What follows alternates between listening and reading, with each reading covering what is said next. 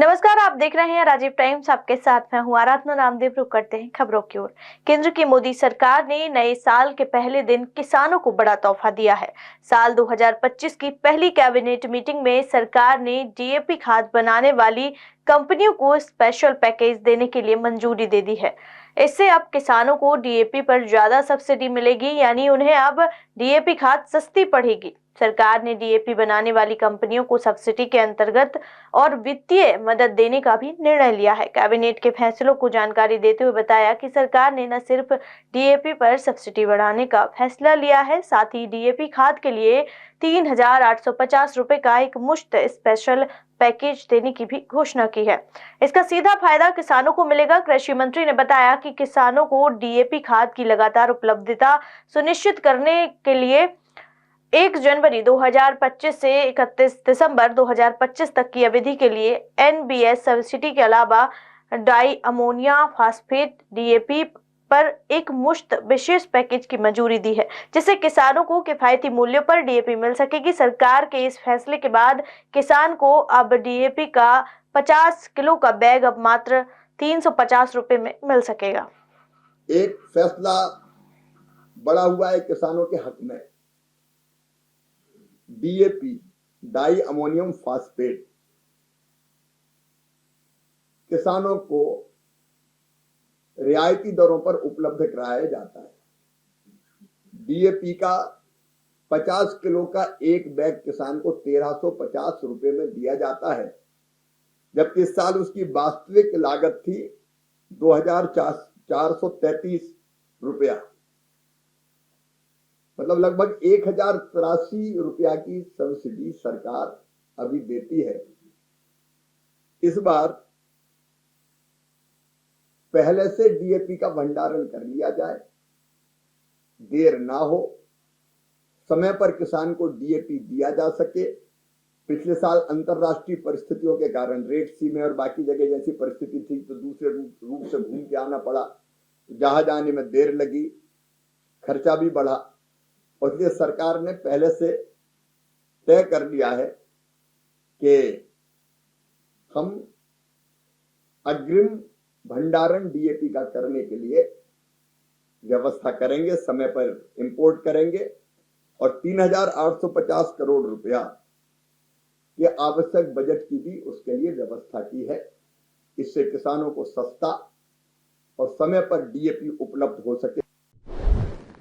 तो वही रुक करते अगली खबर की ओर, जहां इंदौर नगर निगम कमिश्नर ने प्लास्टिक बेचने वालों को चेतावनी दी है कि प्लास्टिक की थैलियों के उपयोग पर प्रतिबंध लगा दिया गया है। निगम की टीम लगातार कार्रवाई कर रही है।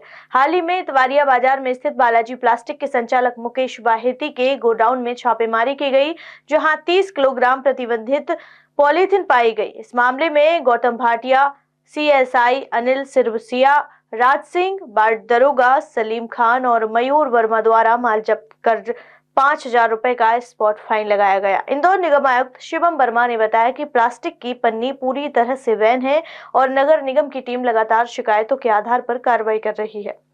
हमारे पर्यावरण के लिए खतरा है, साथ ही साथ सफाई के लिए एक न्यूसेंस है, तो इस पे निरंतर हमारी कार्रवाई जारी है, पेनल्टी की कार्रवाई चलती है और हम लोग प्लान करके बड़े स्टॉक जो होल्ड करते हैं या स्टॉकिस्ट हैं उनके तहत कार्रवाई करते हैं।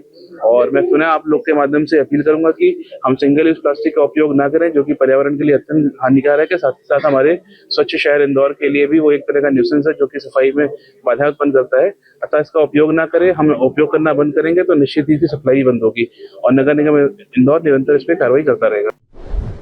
इंदौर जिला विकास समन्वय और निगरानी समिति की बैठक हाल ही में संपन्न हुई है, जिसकी अध्यक्षता इंदौर सांसद शंकर लालवानी ने की है। यह बैठक कलेक्टर कार्यालय के सभागृह में आयोजित की गई थी।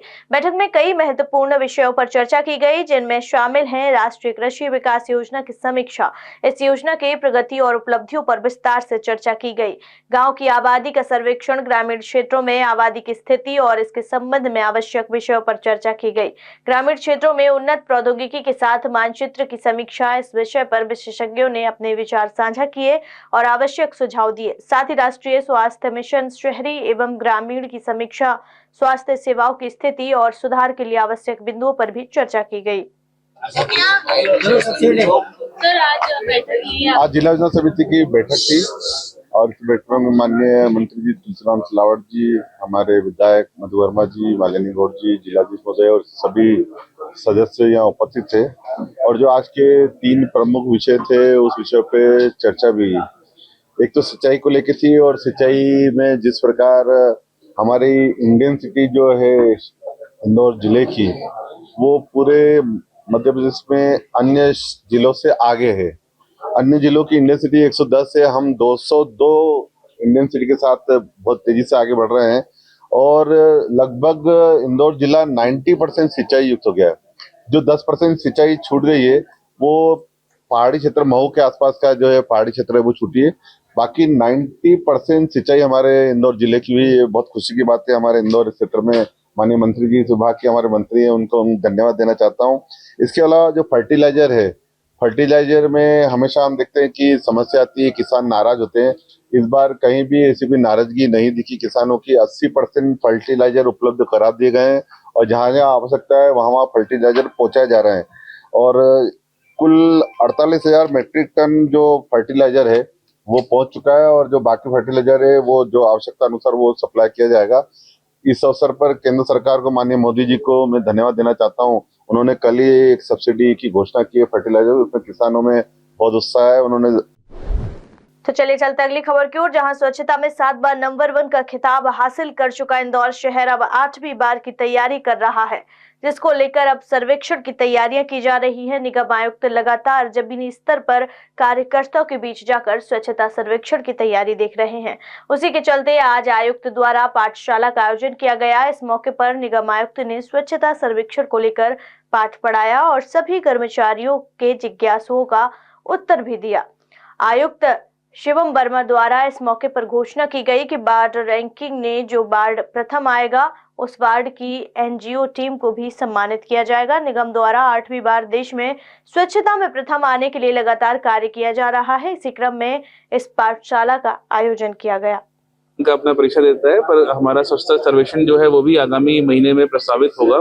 और हमारे जो एनजीओ जो कि दिन रात मेहनत करते हैं, हमारे एनजीओ की टीम के लोग सुबह से, चाहे वो waste collection door to door हो, सेग्रीगेशन हो, या अन्य गतिविधियों में पूरा अहम रोल करते हैं। हमारे आईसी कैंपेन में पार्टिसिपेट करते हैं। तो उन्हीं के लिए वर्कशॉप थी। जो हमारे नए टूल किट में जो नए पैरामीटर्स आए हैं उनके बारे में सभी एनजीओ के मेंबर्स को अवगत कराया गया है। और साथ ही साथ हम लोग ये भी प्रयास कर रहे हैं कि जो जिस प्रकार जब जैसे सबसे नीट अपनी बीट या हमारे वार्ड लेवल जो कंपटीशंस होते हैं उसमें हमारी सफाई की टीम को प्रोत्साहित करने के लिए हम लोग कुछ प्राइज देते हैं। अब से एनजीओ की टीम में भी जो अच्छा कार्य करेगा, उत्कृष्ट कार्य करेगा, उसको भी हम लोग प्राइज देंगे ताकि उनका भी हौसला अफजाई हो और वो लोग अच्छा कार्य कर सकें। मध्य प्रदेश के नेता प्रतिपक्ष उमंग सिंघार ने एमपीपीएससी में कम पदों को लेकर सरकार को एक बार फिर आंदोलन की चेतावनी दी है। उमंग सिंघार ने ट्वीट करते हुए कहा कि छात्रों के साथ धोखा करना मोहन सरकार का रिवाज हो गया है।